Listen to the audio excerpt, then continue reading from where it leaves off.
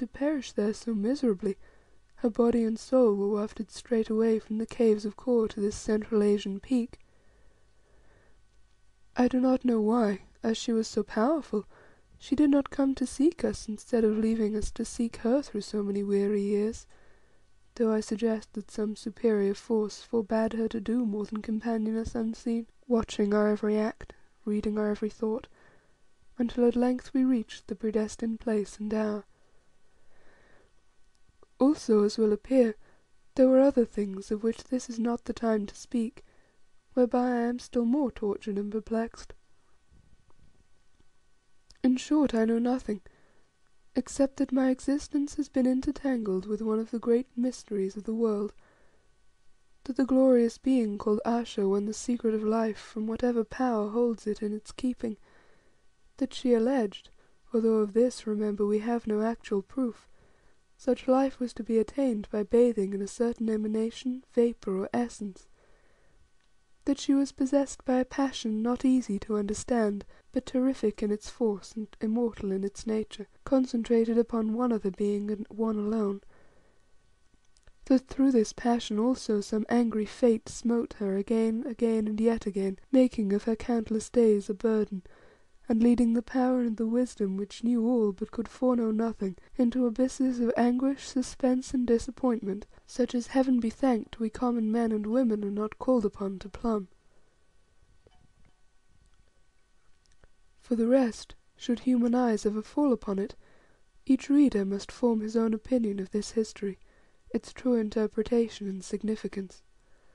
These and the exact parts played by Atene and myself in its development I hope to solve shortly, though not here. Well, as I have said, the upshot of it all was that Ayesha was devoured with anxiety about Leo. Except in this matter of marriage, his every wish was satisfied, and indeed forestalled.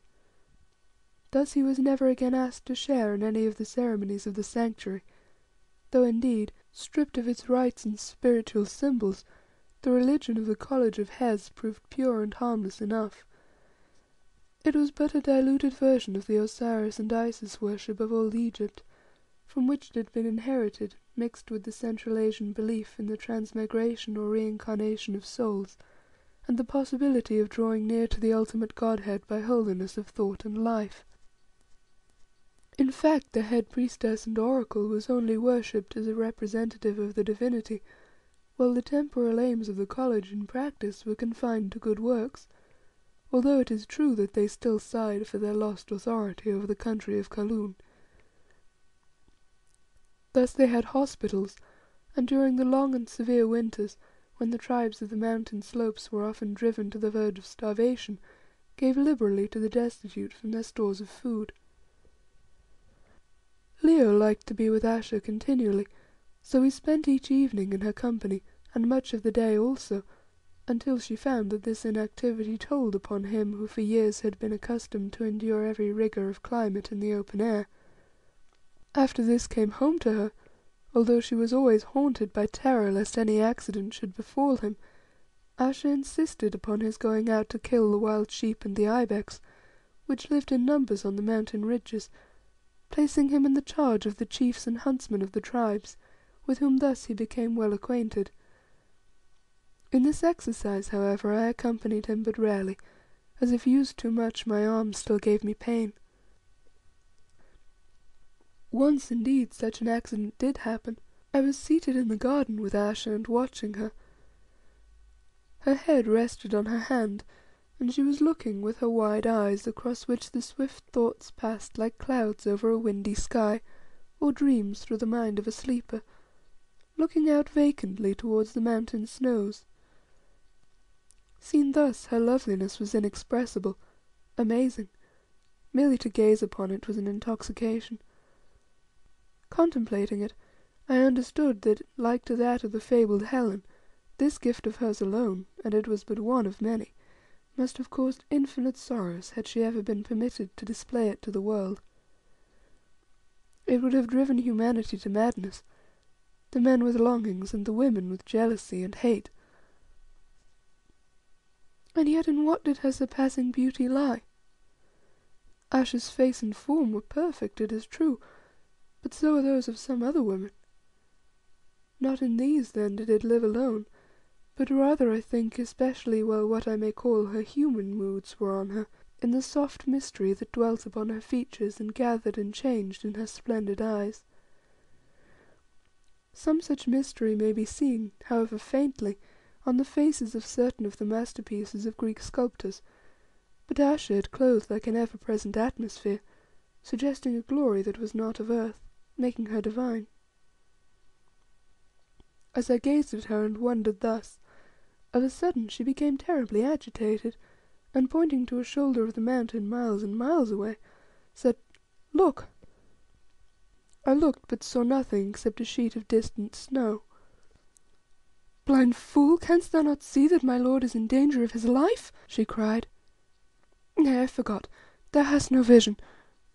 Take it now from me and look again." And laying her hand, from which a strange, numbing current seemed to flow, upon my head, she muttered some swift words. Instantly my eyes were opened, and not upon the distant mountain, but in the air before me as it were, I saw Leo rolling over and over at grips with a great snow leopard, while the chief and huntsmen with him ran round and round, seeking an opportunity to pierce the savage brute with their spears and yet leave him unharmed. Ayesha, rigid with terror, swayed to and fro at my side, till presently the end came, for I could see Leo drive his long knife into the bowels of the leopard, which at once grew limp, separated from him, and after a struggle or two in the blood-stained snow lay still, laughing and pointing to his rent garments, whilst one of the huntsmen came forward and began to bandage some wounds in his hands and thigh with strips of linen torn from his underrobe. The vision vanished suddenly as it had come, and I felt Ayesha leaning heavily upon my shoulder like any other frightened woman, and heard her gasp, "That danger also has passed by, but how many are there to follow? Oh, tormented heart, how long canst thou endure?" Then her wrath flamed up against the chief and his huntsmen, and she summoned messengers and sent them out at speed with a litter and ointments, bidding them to bear back the lord Leo and to bring his companions to her very presence. "Thou seest what days are mine, my Holly, aye, and have been these many years," she said, "but those hounds shall pay me for this agony." Nor would she suffer me to reason with her. 4 hours later Leo returned, limping after the litter in which, instead of himself for whom it was sent, lay a mountain sheep and the skin of the snow leopard that he had placed there to save the huntsmen the labour of carrying them. Ayesha was waiting for him in the hall of her dwelling, and gliding to him, I cannot say she walked, overwhelmed him with mingled solicitude and reproaches. He listened awhile, then asked, "How dost thou know anything of this matter? The leopard skin has not yet been brought to thee." "I know because I saw," she answered. "The worst hurt is above thy knee. Hast thou dressed it with the salve I sent?" "Not I," he said.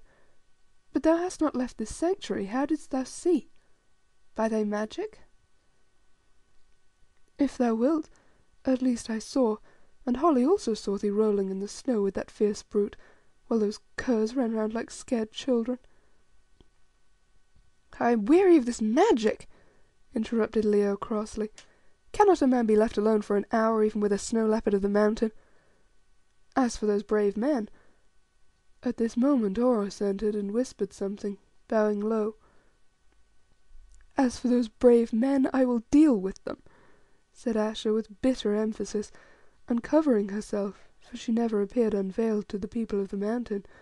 She swept from the place. "Where has she gone, Horace?" asked Leo. "To one of her services in the Sanctuary?" "I don't know," I answered, "but if so, I think it will be that chief's burial service." "Will it?" he exclaimed, and instantly limped after her. A minute or two later I thought it wise to follow. In the Sanctuary a curious scene was in progress. Ayesha was seated in front of the statue. Before her, very much frightened, knelt a brawny red-haired chieftain and 5 of his followers, who still carried their hunting spears, while with folded arms